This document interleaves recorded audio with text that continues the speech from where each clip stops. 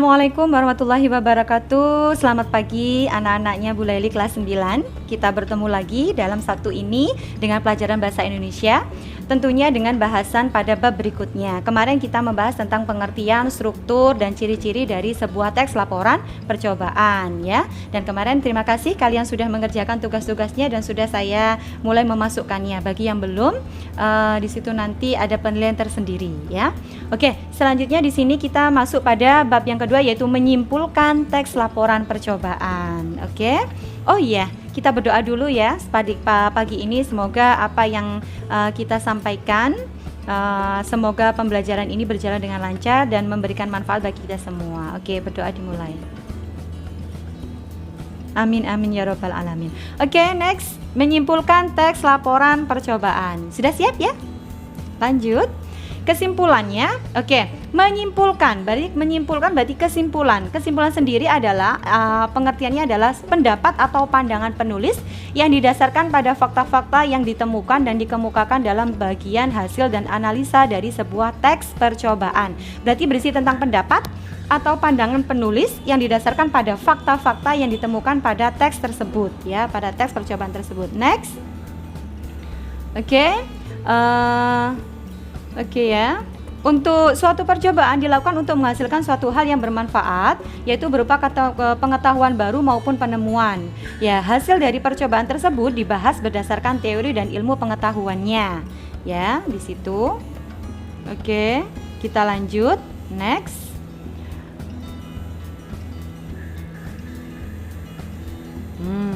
Dari hasil percobaan itu, peneliti dapat menyimpulkan isi percobaan tersebut. Berarti dari hasil sebuah percobaan yang telah kalian lakukan kemarin atau yang sudah kalian dapatkan sebuah percobaan kemarin itu, dari hasilnya itu nanti dapat kita mendapatkan kesimpulan isi percobaan itu. Karena simpulan merupakan bagian dari struktur teks laporan percobaan. Ingat ya, kemarin struktur dari teks laporan percobaan. Oke, next. Di situ kemarin yang saya pakai adalah sebuah contoh membuat kreasi taplak meja ya. Dan di sini adalah pada bagian pertama, bagian struktur dari teks laporan percobaan yang pertama adalah judul, yaitu membuat kreasi taplak meja. Taplak meja kadang digunakan untuk menghias meja dan paling banyak tersedia di sejumlah toko dengan harga yang lumayan. Kita dapat membuat sebuah taplak meja sendiri dengan biaya yang relatif lebih murah.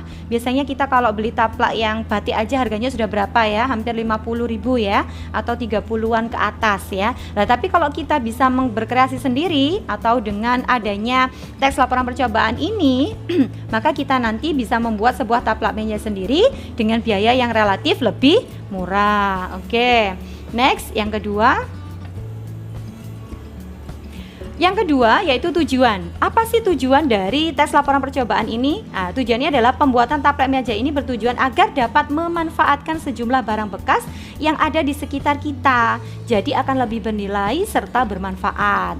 Untuk bagian yang ketiga atau struktur pada tes laporan yang ketiga yaitu alat dan bahan. Ingat kemarin alatnya adalah atau alat dan bahannya 2 meter kain perca ya. Ada beberapa kain perca yaitu 2 meter. Terus jarum dan benang, pensil, gunting, dan kertas, serta jangka. Terus yang keempat atau struktur pada teks laporan percobaan yang keempat ada langkah-langkah membuatnya. Ingat ya, di sini ada gambar kain percanya. Ya, ini bisa dilihat ya anak-anakku. Nah, pembuatan taplaknya meja ini buatlah sebuah sketsa gambar terlebih dahulu. Sketsanya berarti bagaimana? Kamu nanti mau membentuknya berbentuk seperti apa? Lingkaran, berbentuk persegi atau berbentuk segitiga atau berbentuk yang lainnya. Monggo kerso ya, sama saja. Yang penting kalian di situ sesuai dengan keinginan kalian, sesuai dengan sketsa gambarnya. Tempelkan pada kain perca, kemudian jiplak polanya dan gunting kain percanya. Ulang hingga 60 bulatan atau berbentuk persegi atau berbentuk yang lainnya. Terus jahit pinggirnya, kemudian tarik lalu ditali. Ulang sampai 60 bulatan. Next. Langkah berikutnya, rangkaikan bulatan satu dan bulatan yang lain lalu bentuk pola mirip dengan taplak meja. Sesudah membentuk sebuah pola seperti yang kamu inginkan, jahit bulatan satu dan yang lainnya. Kemudian sesudah selesai membentuk taplak meja, maka kamu bisa merapikan jahitan tersebut agar terlihat lebih indah ya. Berarti dirapikan jahitannya. Ini. Terus ini pada bab 5, yaitu hasil atau struktur dari teks laporan percobaan ada pada nomor 5. Jadilah sebuah taplak meja dengan beberapa kreasi tangan sendiri. Nah, ini dapat diletakkan di meja ruang makan atau ruang lain yang diinginkan. Nah, keterampilan ini dapat dikembangkan sebagai peluang usaha yang sangat menguntungkan ya. Oke, bisa ya di sini buat liburan. Nah, ini sebuah contoh. Ini sebuah taplak meja makan.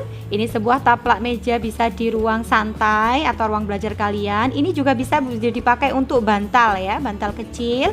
Ini bisa untuk dibuat taplak mejanya. Nah, mudah bukan? Nah, tetapi kenapa di sini memang kita mengatakannya mudah, tetapi di sini ada bagian lain, yaitu pada bagian akhir kesimpulan. Membuat taplak meja tidaklah sulit, namun dibutuhkan kesabaran dan ketelatenan. Nah, pada poin ini masuk pada kesimpulan ya. Dibutuhkan kesabaran dan ketelatenan dalam proses pengerjaannya, sehingga hal ini akan mengasah dan mengembangkan sebuah keterampilan sekaligus dapat menghemat biaya, menambah keuntungan bila dapat memanfaatkannya menjadi peluang usaha. Oke. Itu setelah saya menerangkan tadi adanya sebuah contoh teks laporan percobaan, mulai dari strukturnya, mulai dari yang judul sampai pada bab kesimpulan. Nah, saatnya adalah tugas, buatlah simpulan dari teks laporan percobaan yang telah kalian buat kemarin ya. Buatlah simpulannya saja, buatlah kesimpulan tersebut hanya berbentuk satu paragraf saja dan kirim hasil tugas kalian pada link tugas yang ada pada media pembelajaran ini ya, pada YouTube ini. Oke? Paham bukan? Ya.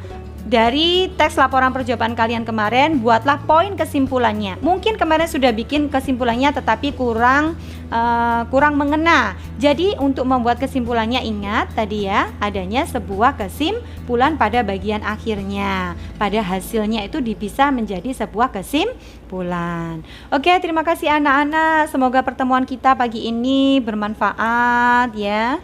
Dan jangan lupa jaga kesehatan dan terus berdoa agar COVID ini berakhir. Oke, saya akhiri. Ihdinas siratal mustaqim. Wassalamualaikum warahmatullahi wabarakatuh.